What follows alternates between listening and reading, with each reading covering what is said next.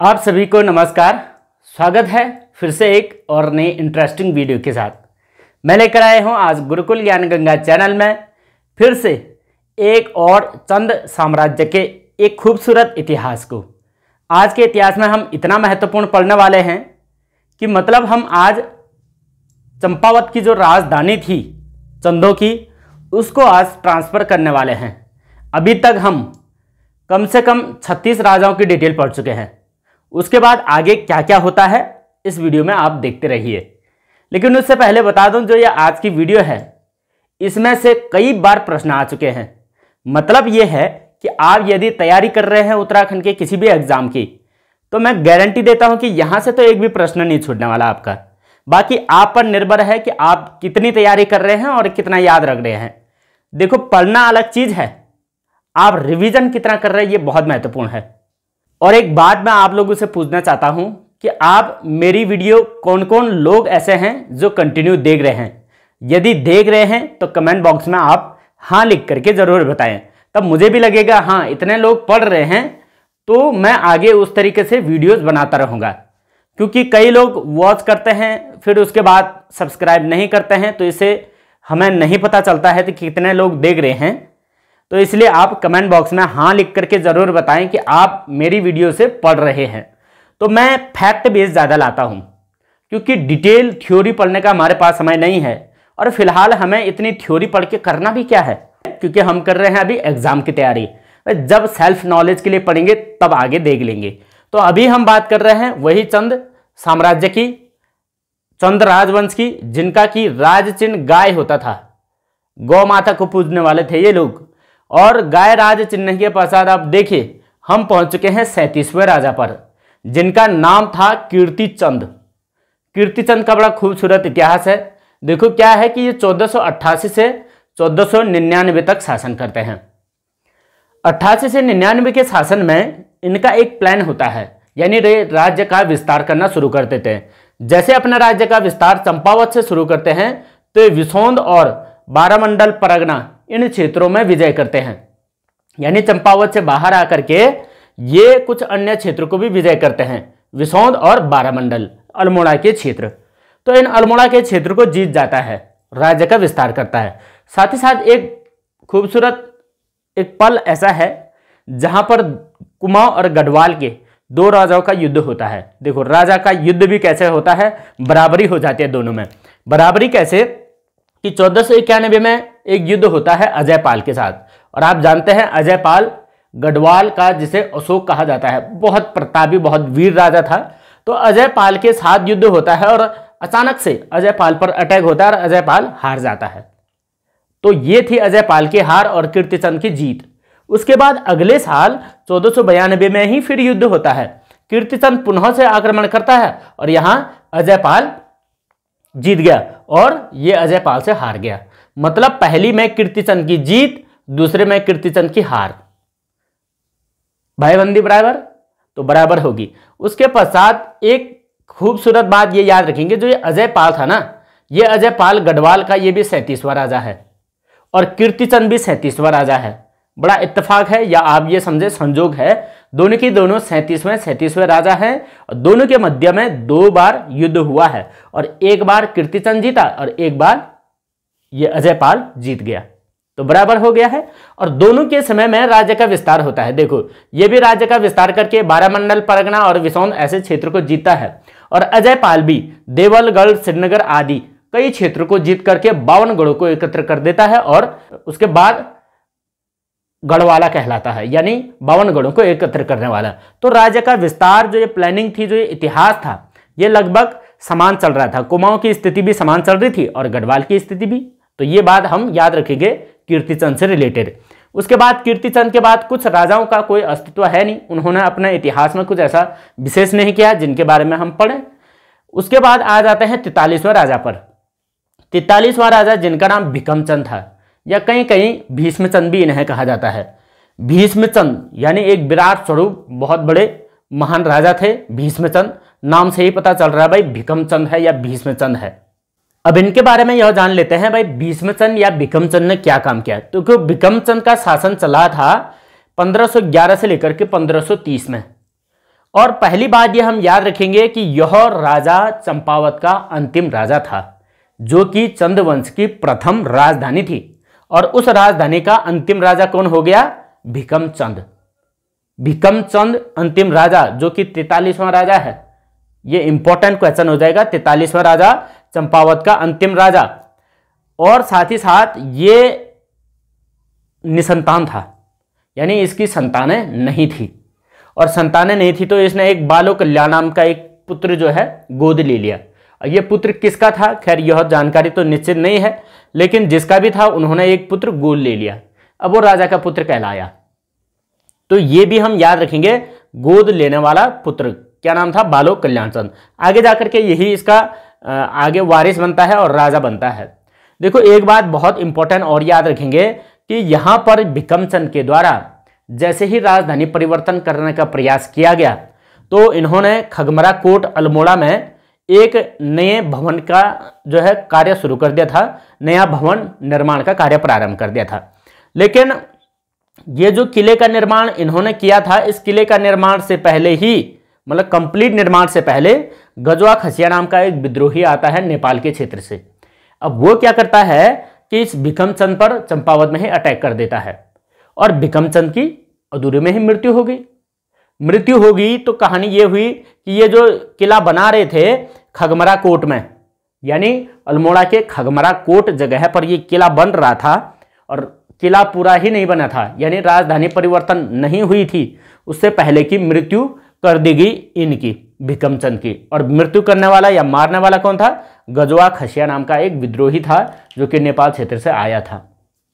अब क्यों मार दिया? इसके पीछे का रहस्य यह है कि भाई दो राजाओं के बीच आपस में मतभेद होते रहते थे। वैसे भी चंपावत के ये चंद वंश और नेपाल के राजाओं के बीच में तो आपस में लड़ाइयाँ होती रहती थी। तो ये आया बीच में और इसने राजा को ही खत्म कर दिया। तो कुल मिलाकर के ये बात कहें तो सपने अधूरे रह गए राजा के। और सपने कौन से थे? सपने ये थे कि भिकम चंद चाहता था कि मैं अपनी राजधानी चंपावत से खगमरा कोट ले जाऊं, लेकिन इस राजधानी को ले जाने से पहले ही उनकी मृत्यु हो गई, यानी वे मारे गए और ये सपना अधूरा ही रह गया, अपना सपना पूरा नहीं कर पाए। ऐसा राजा था भिकम चंद। और भिकम चंद कितनावां था? 43। अब ऐसा तो नहीं कि इनका सपना अधूरा रहा तो ये अधूरा ही लटका रहा, ऐसा नहीं, ये बाद में पूरा होता है, लेकिन दूसरे राजा करते हैं। यहाँ देखिए ये आधा अधूरा किला बना हुआ है, तो ये आधा किले का निर्माण हो चुका था, यानी नींव पड़ चुकी थी। लेकिन अगर प्रश्न ऐसा आए कि खगमरा कोट का किला किसने बनाया, तो किसने बनाया में इनका नाम नहीं आता है।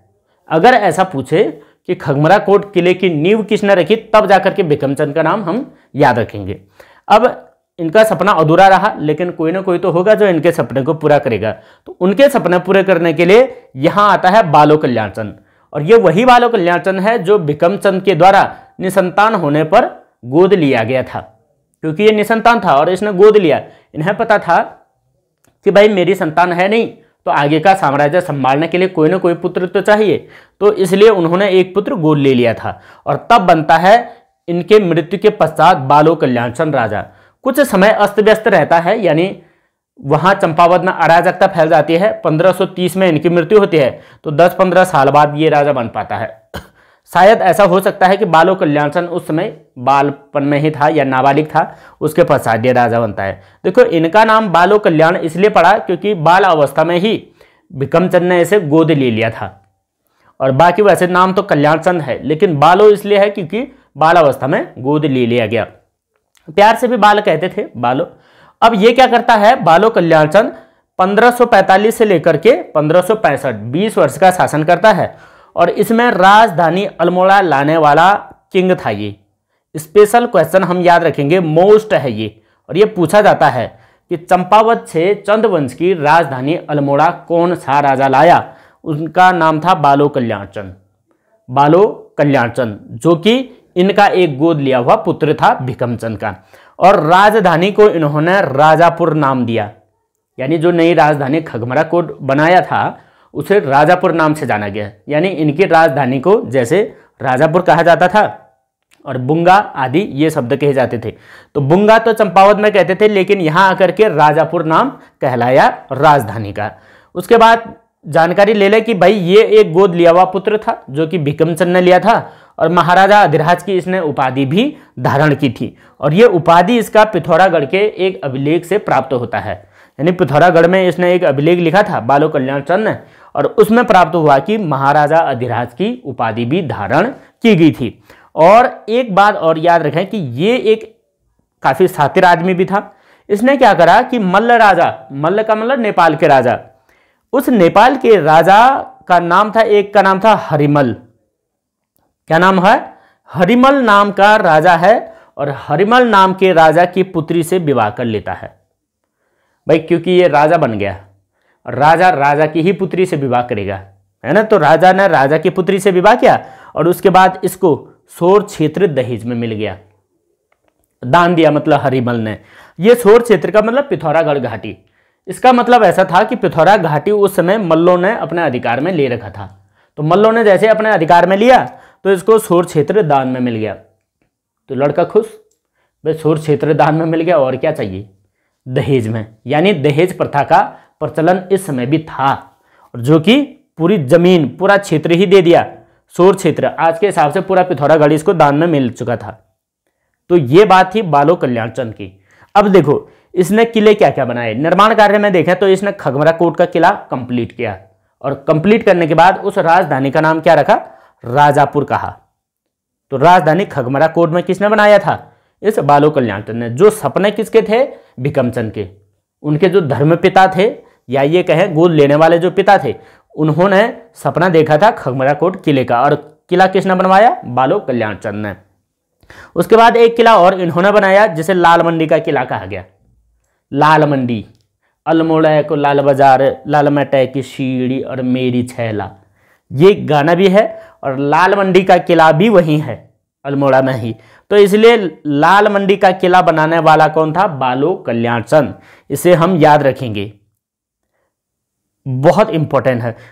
और इस बालो कल्याण चंद ने नेला पोखर किला भी बनाया था वहीं अल्मोड़ा में। तो 3 किले बनाए इसने। पहला कौन सा?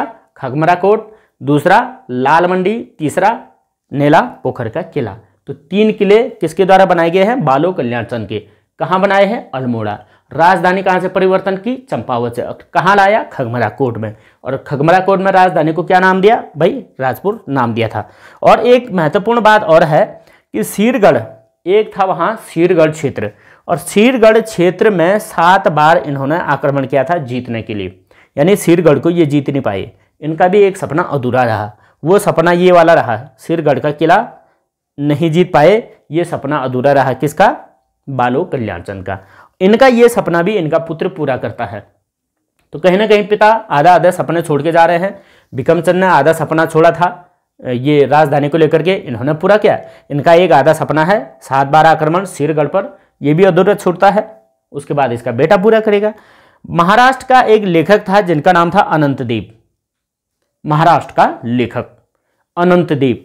अनंत देव ने इस बालो कल्याण चंद को प्रजा हितैषी राजा बताया है। यानी प्रजा का हितैषी था, प्रजा के हित में सोचता था।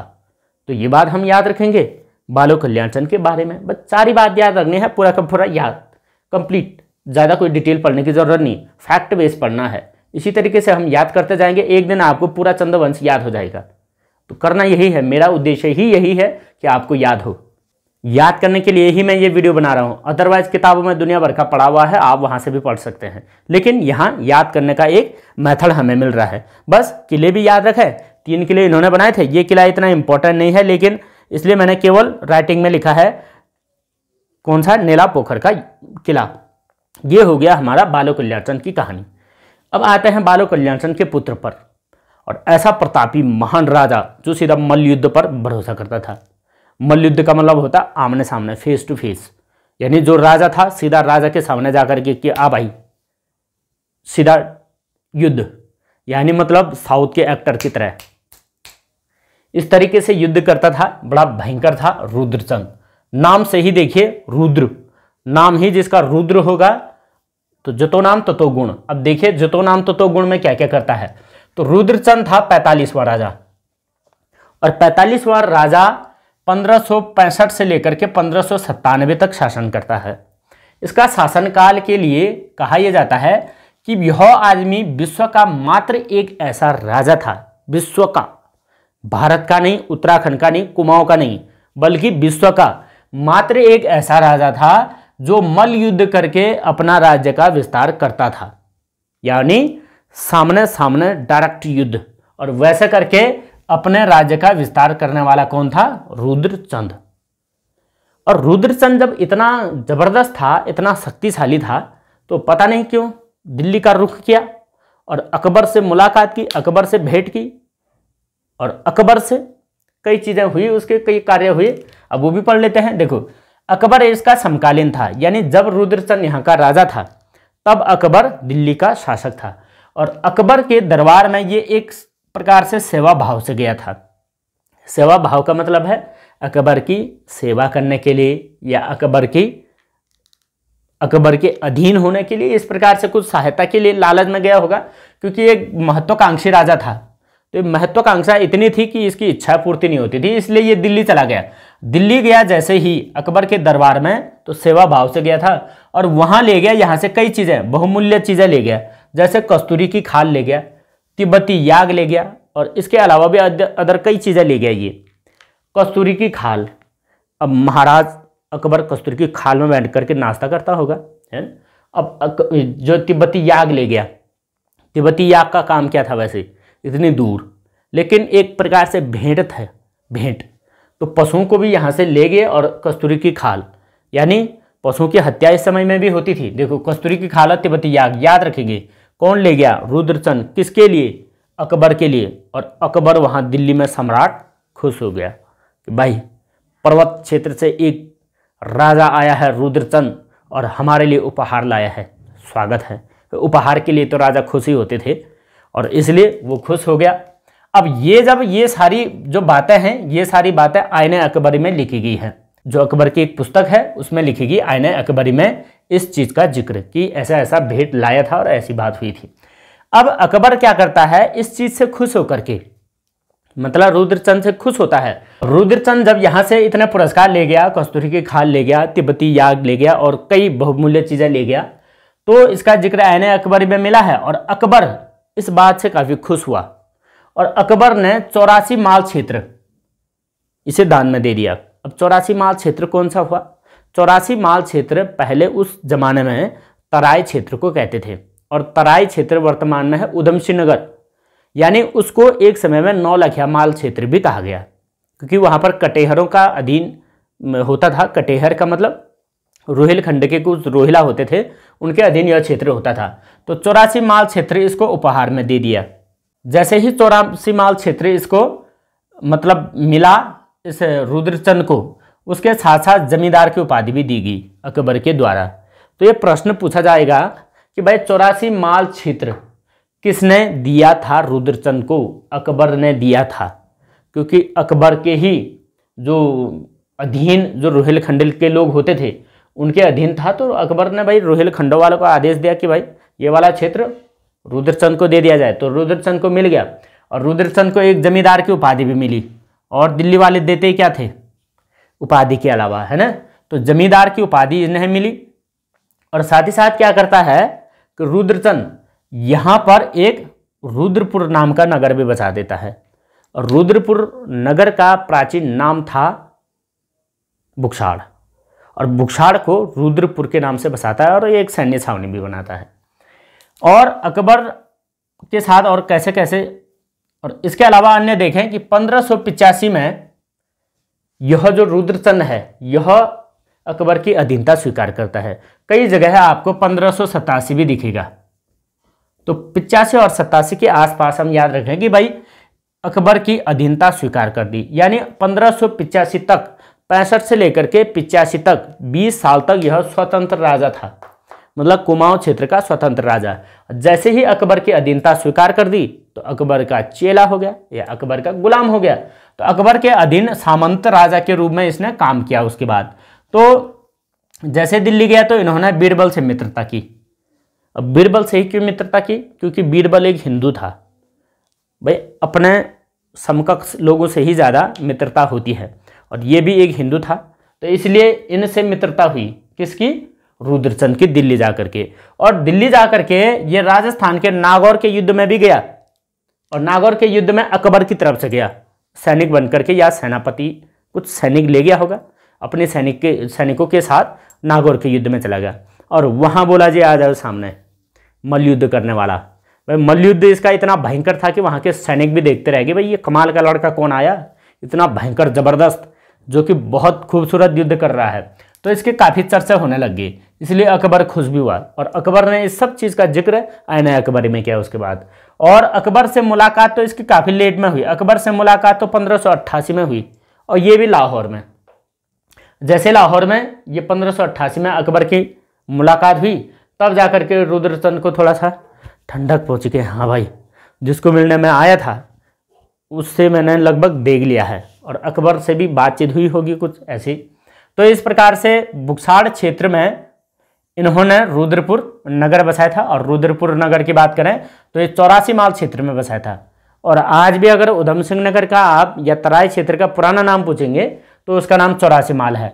और 9 लखिया माल क्षेत्र भी होता है, लेकिन 9 लखिया हम बाद में पढ़ेंगे, यानी बाज बहादुर चंद के समय में वो कहानी आती है। तो नागौर का युद्ध भी लड़ा, और बीरबल से मित्रता और अधीनता स्वीकार 1585। यहाँ से कस्तूरी की खाल, तिब्बती याग वगैरह ले गया था, आईना अकबरी में इसका जिक्र है। और अकबर से भेंट 1588 में हुई थी, और जो इसको 84 माल क्षेत्र मिला था, और वहाँ पर बुक्साड़ क्षेत्र में रुद्रनगर नामक नगर बसाया, और वहाँ पर अपनी एक सैन्य छावनी बना दी, ताकि कटेहर दोबारा से आक्रमण न करे और उन पर देख रेख की जा सके। और जमींदार की उपाधि किसके द्वारा दी गई थी? अकबर के द्वारा इस रुद्रचंद को दी गई थी। इतनी बातें याद रख दी। उसके पश्चात अब देखें कि 1580 से 81 के आसपास इनका जो है कुमाऊं क्षेत्र में, संपूर्ण कुमाऊं क्षेत्र में राजनीतिक दबदबा बन गया। यानी इतना जबरदस्त दबदबा राजनीतिक बन गया कि उस क्षेत्र में किसी भी अन्य लोगों का आक्रमण कर पाना संभव नहीं था। तो इसने इस आधार पर सिरा, डोटी, रैंका, सीरगढ़ आदि सबको जीत लिया। और कहते हैं कि रैंका का जो नरेश था उसको तो काली नदी के पार खदेड़ दिया था, यानी जो नेपाल और उत्तराखंड की सीमा है उस सीमा से पार खदेड़ दिया सीधा नेपाल की तरफ रैंका। डोटी को भी जीत लिया, नेपाल को भी जीता, डोटी का आधा क्षेत्र इसने जीत लिया।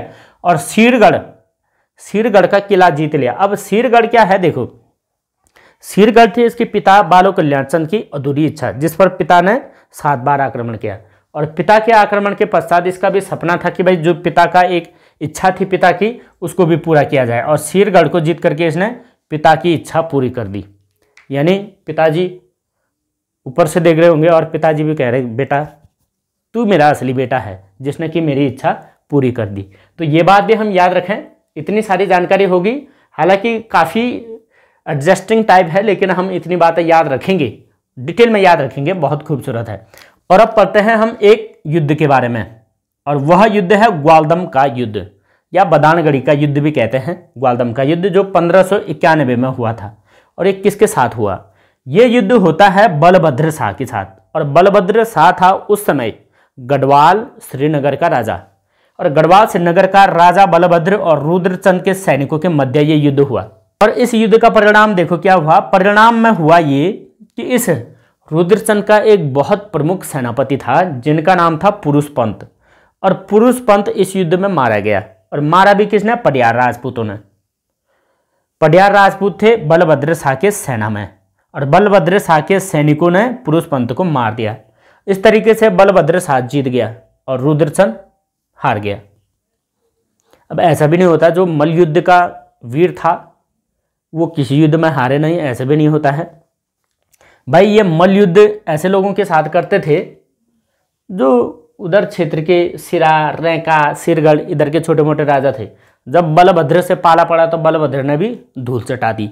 तो ये एक समय है कि भाई कभी भी हमें छोटी सी उपलब्धि के लिए बड़ा नहीं समझ लेना चाहिए। तो ये यहाँ पर परिणाम मिला और पुरुषपंत मारा गया। देखो पुरुषपंत इतना ज़्यादा महत्वपूर्ण था, जितने भी इसने ये क्षेत्र जीते थे, सिरा, डोटी, रैंका, सिरगढ़, ये सारे के सारे पुरुषपंत के द्वारा दिलाए गए थे जीत। तो कोई भी राजा महान तभी होता है जब उसका सेनापति बहुत जबरदस्त हो। इस तरीके से सेनापति महत्वपूर्ण था और पुरुषपंत ने जीत दिलाए थे। अब पुरुषपंत की भी काफ़ी चीज़ें जानकारी हम याद रखेंगे। देखो पुरुषपंत का जो मूल नाम था ना, वह था पुरखू पंत। घर में इनकी मम्मी इनको पुरखू पुरखू बोलते हैं, ये पुरखू है ना। तो पुरखू भी हम याद रखेंगे कि पुरखू बाद में बन जाता है क्या, पुरुष पंत। रियल नेम तो इनका पुरुष पंत था, लेकिन पुरखू इसको घर में कहते थे, यानी मूल नाम पुरखू था। और ये थे पिथौरागढ़ के, लेकिन अभी के समय में ये अल्मोड़ा में रह रहे थे, रुद्रचंद के सेनापति के रूप में, प्रमुख सेनापति। अब इन पुरुष पंत को कुमाऊं का रॉबर्ट ब्रुन्स कहा जाता है।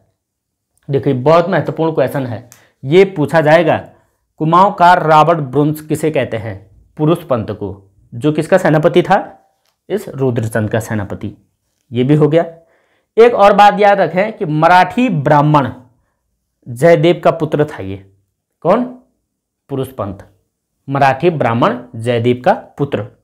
और मराठी ब्राह्मण जयदेव का पुत्र था, तो वो मराठी ब्राह्मण पिथौरागढ़ में बसे हुए थे, और पिथौरागढ़ से फिर बाद में इसको लाया गया, और काफ़ी योद्धा था, वीर था, इसलिए सैनिक बना, प्रमुख सैनिक पद।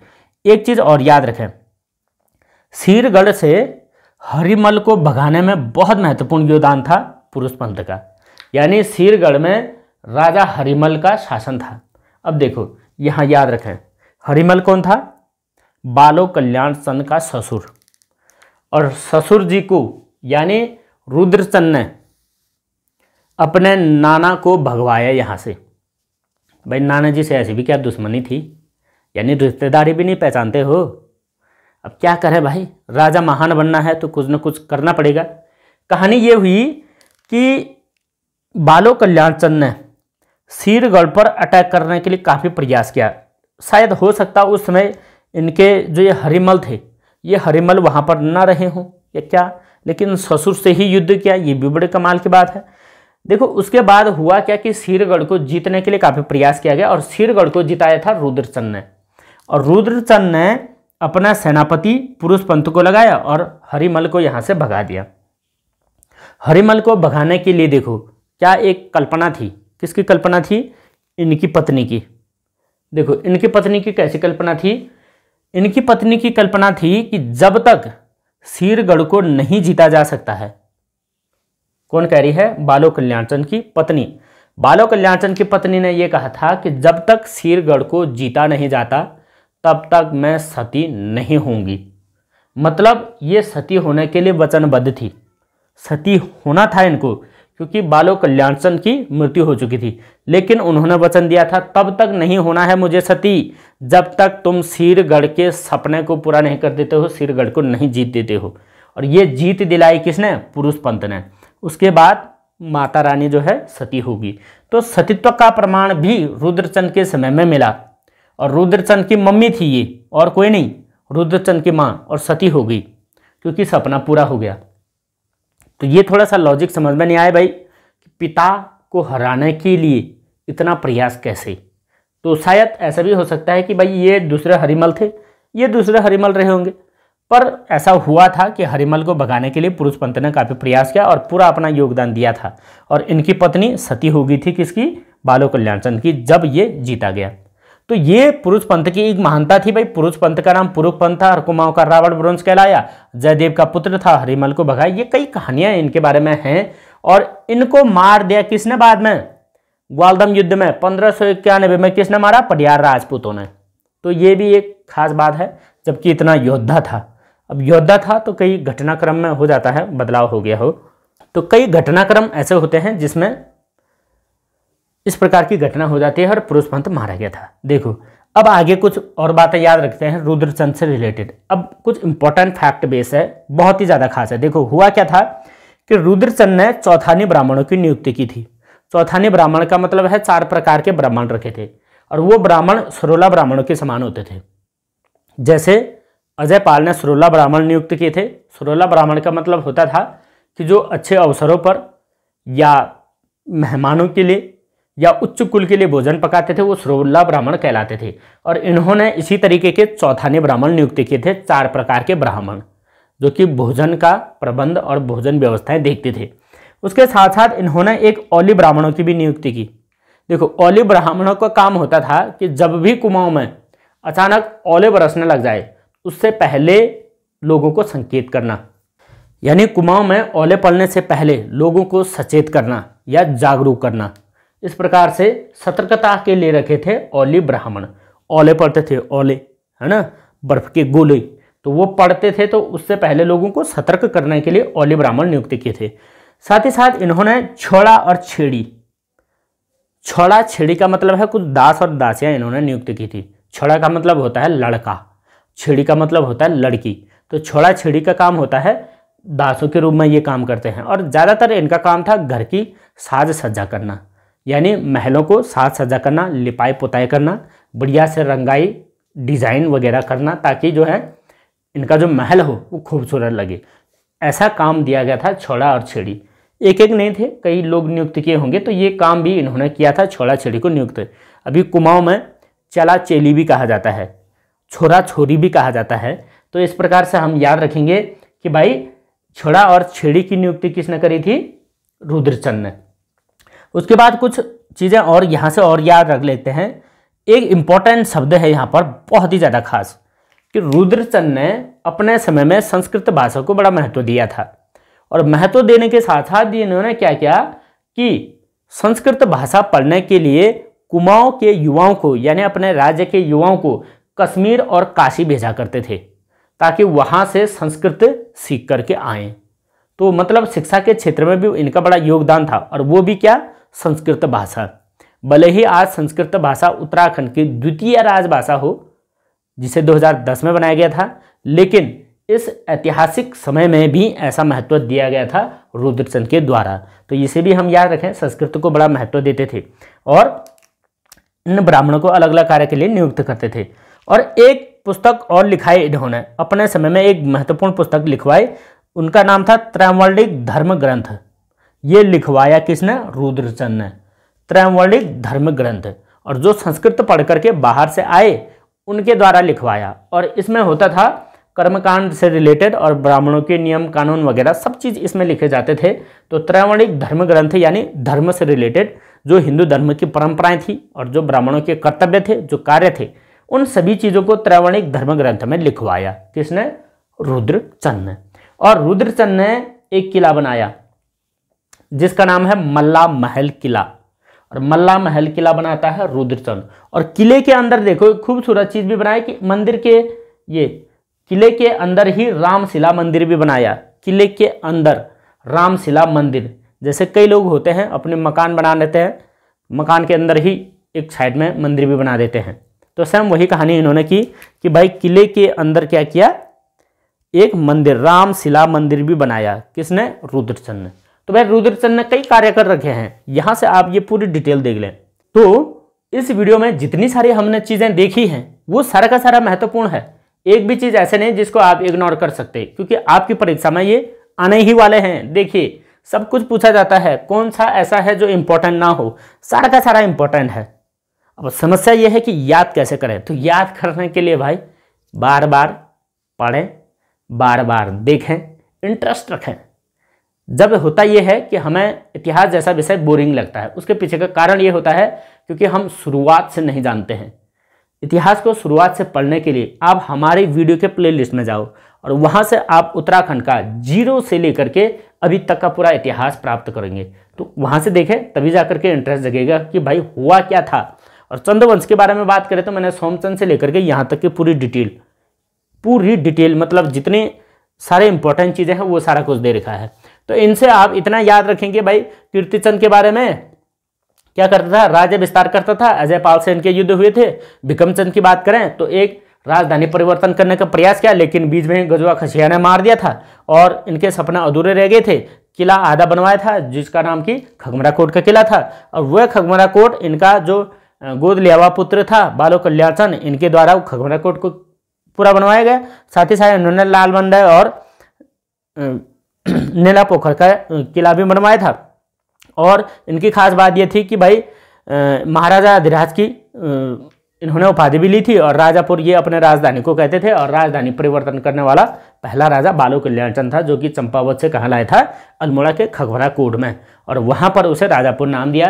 रुद्रचंद में आ जाए तो रुद्रचंद विश्व का मात्र ऐसा राजा था जो कि मल्ल युद्ध करने पर विश्वास करता था, और अकबर के राज्य में गया था, यानी दिल्ली गया था, और दिल्ली सेवा भाव से गया था, कई प्रकार के पुरस्कार ले गया था। और अकबर के सेना में मिलकर के नागौर युद्ध भी गया था। अकबर की अधीनता 1585 में स्वीकार की थी और अकबर से मुलाकात 1588 में हुई थी। अकबर ने इसे 84 माल क्षेत्रीय यानी तराई क्षेत्रीय से गिफ्ट किया था और साथ ही साथ इसे जमींदार की उपाधि भी दी थी, बहुत ही ज़्यादा इंपॉर्टेंट जमींदार की उपाधि दी थी। और जैसे ही इसको 84 माल क्षेत्र मिला तो 84 माल के बुक्साड़ क्षेत्र में इसने रुद्रपुर नामक नगर बसाया और रुद्रपुर का प्राचीन नाम भी बुक्साड़ ही है। और ये रुद्रपुर वही है जो उधमसिंह नगर की अभी वर्तमान में राजधानी है, कैपिटल है। और इसने कई ये गढ़ जीते थे। पिता की इच्छा पूरी करने के लिए इसने सिरगढ़ को जीता। सिरगढ़ वगैरह सब जगह जीतने वाला ये पुरुषपंथ था और पुरुषपंथ भी लास्ट ग्वालदम युद्ध में मारा गया था। और पुरुषपंथ की बात करें तो रावण ब्रुंज कहते हैं और जयदेवमल का पुत्र था, पिथौरागढ़ का था। पुरकुपंथ इसे मूल नाम कहते थे। और माता रानी ने जो संकल्प लिया था कि मैं सती तभी होंगी जब तुम सिरगढ़ को जीत दोगे, तो ये भी कहानी हुई थी। पटियाला राजपूत ने इसको मारा। चौथा ने ब्राह्मण नियुक्त किए थे रुद्रचंद ने। ओली ब्राह्मण ओले पढ़ने पर सतर्कता देते थे और छोड़ा छड़ी की नियुक्ति की। बाकी त्रैवणिक ग्रंथ लिखा था और एक मल्ला महल किला बनाया था जिसके अंदर एक मंदिर भी बनाया, रामशिला मंदिर। और युवाओं को पढ़ने के लिए अपने राज्य से बाहर कश्मीर जैसे क्षेत्रों तक भेजा और साथ ही साथ काशी भी भेजते थे। हो गया, इतनी सी बात याद रखनी है भाई। इंटरेस्ट जगाएं पढ़ने में, तभी जाकर के आनंद आएगा। इसके बाद भी अन्य राजा हैं और ज़्यादा खूबसूरत तरीके से हम पढ़ेंगे और इतना खूबसूरत तरीके से कि एक एक करके याद कर देंगे। आपको भी लगेगा वाओ, एग्जाम में यहीं से प्रश्न आ रहे हैं। तो उसके लिए तैयारी आपको करनी होगी और तैयार रहना होगा पढ़ने के लिए। तो मैंने एक बात कही है कि जो हमारी वीडियो को लगातार देख रहे हैं वे कमेंट में आकर के हाँ ज़रूर लिखें और मुझे यकीन हो जाएगा कि किन लोगों के लिए मैं पढ़ा रहा हूँ या कितने लोग पढ़ रहे हैं। बाकी यही था आज की मास्टर सीरीज। मिलते हैं एक अगली वीडियो में, तब तक के लिए जय हिंद, जय उत्तराखंड।